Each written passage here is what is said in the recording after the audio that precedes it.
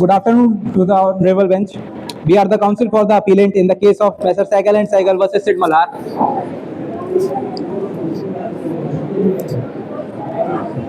Counsel seeks the permission to address the bench collectively as Your Honor. If the bench is already aware about the statement of facts, counsel seeks the permission to proceed to the advance argument. I'll deal with the issue 1 and issue 3 for 10 minutes, and my co-counsel will deal with the issue second. The first issue is whether the contract between Mr. Sehgal and Sid Malhar is valid or not. As we are aware about the fact that a contract with a minor is void ab initio from the starting, we accept that the contract is void. But in this case, the minor has misrepresented himself as a major, and we were not aware about the fact at the time of contract that he is a minor. That's why we entered into the contract, and the contract was to build the building. We have completed the work, whatever the work given to us. We have completed the building, and after that he is refusing to pay the remaining amount. He has paid 3 lakh rupees for the first 2 floors, but after that he is refusing to pay the 7 lakh remaining amount. He requested us, according to the statement of facts, he requested us that please complete the work. I'll pay you the remaining amount. After the completion of the building, we will launch a party and we will launch an album. After that, we will pay you the remaining amount. But after the album was flopped, he refused to pay the remaining amount. So, as the consideration that we have given to him comes under necessities, according to the Indian Contract Act, Section 68, anything which is provided to an incompetent person who can't enter into a contract, we can claim for compensation, because that building was for his employment, his better growth in career, and for his enrichment. We have provided that building to him, and we can claim compensation for that. And the fact is, according to the case Chappell versus Cooper, 1844, there are some things which come under necessity, which is food, shelter, and all these things comes under the necessities part. So there was a living space also. There was a roof park for the party organization and all these things. So this comes under the necessities. We can claim restitution for that. According to the Special Relief Act also, Section 33 Clause 2, if someone has obtained any advantage with a void contract or a voidable contract, as this is a void contract, he has to restitute that advantage whatever he has got. In this case, he has got the building for his career, but after he got the building, he is refusing to pay the amount. So we want that the injunction that already has been granted by the court, we want that the building can be leased out by any means. We want to get the compensation of 7 lakh rupees, because it will promote unjust enrichment. According to the quasi contract as well, the law cannot promote unjust enrichment, as he is already a singer, he is a sensational, he has got some awards also. He is in a position to pay the remaining amount also. If the bench is satisfied, I'll start the proceeding to issue the address. The counsel for the appellant submits that the civil court of Sardam was not correct in rejecting the plea of restitution, because there is a scope of restitution in this case. Because according to the doctrine of restitution, if the consideration is traceable, in this case the building is traceable, that can be restituted. According to the doctrine of restitution, if the building is traceable, according to this case, the consideration can be given back to the aggrieved party also.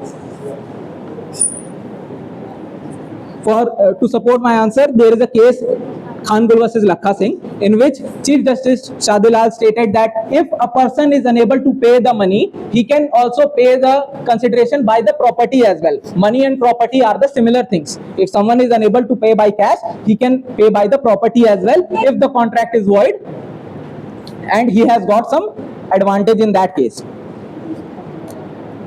And as I have told already, the doctrine of restitution, in which the property is traceable, the court can order to lease out the property, to rent it out, and there is a music studio as well, they can rent out that also. By that means, we accept payment installment also. We agreed on a term that the respondent can pay in 20,000 rupees EMI per month. We are flexible in that case also. but he is refusing to pay just because he now after 3 years of using that building he realized that he is a minor. After the use of 3 years of that building, he realized that he is a minor. Now he don't have to pay any amount to the construction company, and he is just using that minority status for as a sword, not as a shield. Chief Justice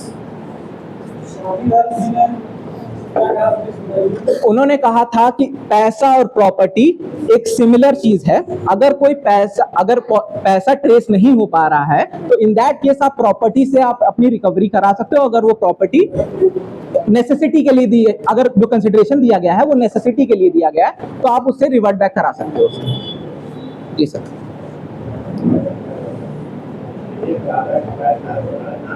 Excuse me. Can I raise a yes sir rebuttal here? Can I raise a question? हाँ, धन पहचान traceable नहीं है sir. पैसा जो होता है वो खर्च कर चुका है तो सेम नोट हम उसे वापस नहीं दे सकते, बट बिल्डिंग ट्रेसेबल है। बिल्डिंग हम देख सकते हैं, बिल्डिंग को लीज करा सकते हैं, बिल्डिंग के साथ हम सेल नहीं कर सकते क्योंकि लैंड ओनर की ऑलरेडी है, बट अदर वेज है वहां से हम अपना पैसा रिकवर करा सकते हैं।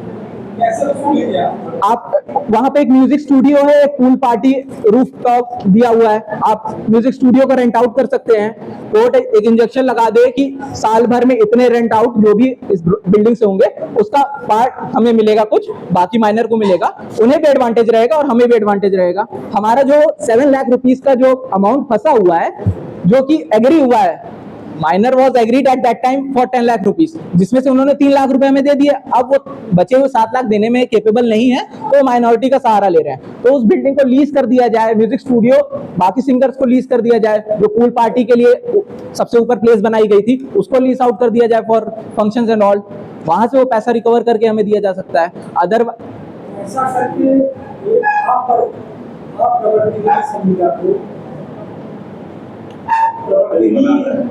नहीं सर, जो कॉन्ट्रैक्ट इन्फोर्स नहीं हो सकता है उसे बहुत घूम बैक डोर से इन्फोर्स कराने का प्रयास कर रहे हैं। नहीं सर, कॉन्ट्रैक्ट इन्फोर्स कराने की बात नहीं है। हम यहाँ पर सिर्फ जो हमारा लॉस हुआ है, जो अनजस्ट इन्वेस्टमेंट की बात करते हैं कि हमारे क्लाइंट का 7 लाख रुपए फंसा हुआ है, वो रिकवर करने की कोशिश कर रहे हैं। जो भी हमारा मटेरियल यूज हुआ है, लेबर यूज हुई है, हमें उन्हें भी पेमेंट करना है आगे जाके।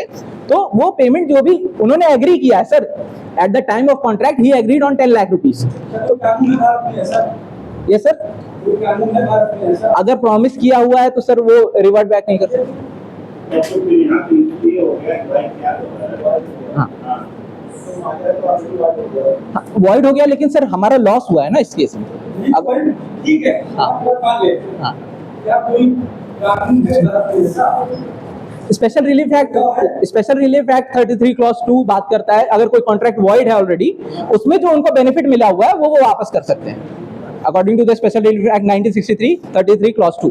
उसमें ये बात कही गई है। सेक्शन 68 में बात कही गई है कि अगर कोई नेसेसिटी प्रोवाइड की है, ये हमने उनकी एम्प्लॉयमेंट के लिए दिया हुआ है फॉर इज बेटर ग्रोथ, तो वो नेसेसिटी में पार्ट में आता है। चैपल वर्सेस कूपर में कई चीजें डिफाइन करी गई है, जिसमें शेल्टर भी है।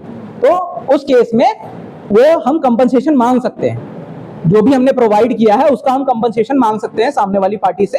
अगर वो केपेबल नहीं है तो प्रॉपर्टी के थ्रू वो रीपे कर सकते हैं। हाँ सर, प्रोवाइड किया है हमने, वो बिल्डिंग बना के इन्हें दी है। इसके लिए जो सब यूज हुआ है, प्रदाय सब यूज हुआ है, यस, सप्लाइड ये आएगा नेसेसिटी में। ये जो एक्ट हुआ है ये प्रदाय में आएगा, सप्लाई में आएगा। वो बिल्डिंग हमने इन्हें दी है, बना के दी है।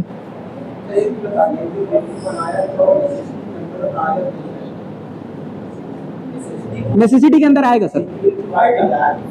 हाँ सर, क्योंकि वो उनके एम्प्लॉयमेंट के लिए है।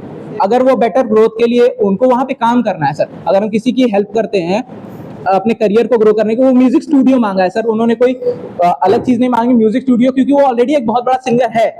दैट्स वाई हमने वो म्यूजिक स्टूडियो बना के उन्हें दिया है कि वो वहां पर अपना काम आगे बढ़ा सकते हैं, ये सारी चीजें। और उसमें एक फ्लोर रहने का भी है जिसमें शेल्टर आता है, शेल्टर इंक्लूडेड है नेसेसिटीज में। Food, shelter and there is a word used, the condition of the life. हाँ, food, shelter, medicine, these are all the basic needs. उस टाइप का हो जाता है। Yes sir. जो आपने वीडियो बना के दिया क्या वो सर शेल्टर में आता है सर।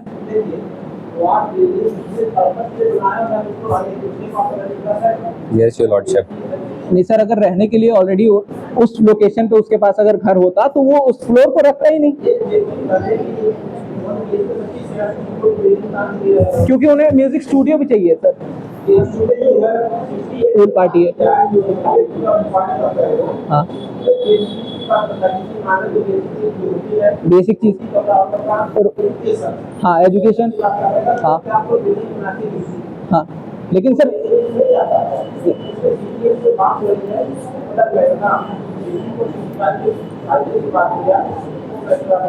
64-65 में रिस्टोरेशन ऑफ बेनिफिट की बात की गई है। वॉइड और वॉइडेबल कॉन्ट्रैक्ट की नेसेसिटीज में सर ये इसलिए आ सकता है क्योंकि एक पॉइंट है सर शेल्टर का, और दूसरा पॉइंट है सर उसके एम्प्लॉयमेंट के लिए मिला है वो, ताकि वो और एक हाँ,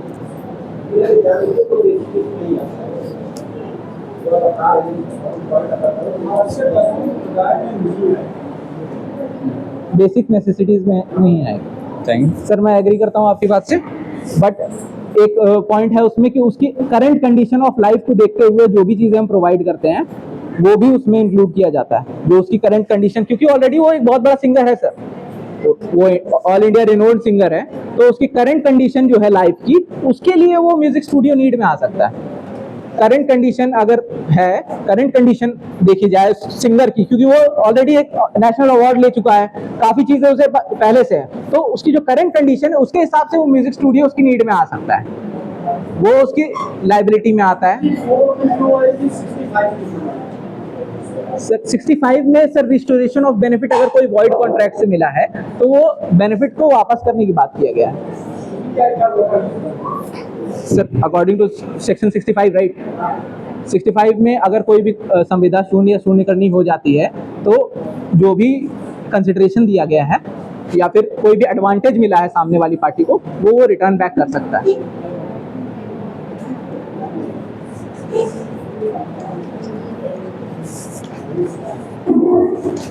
Council seek permission to.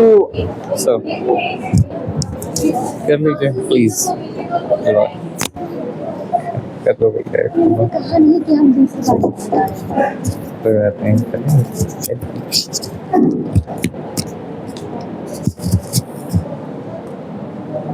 Council seek the permission to approach the dice.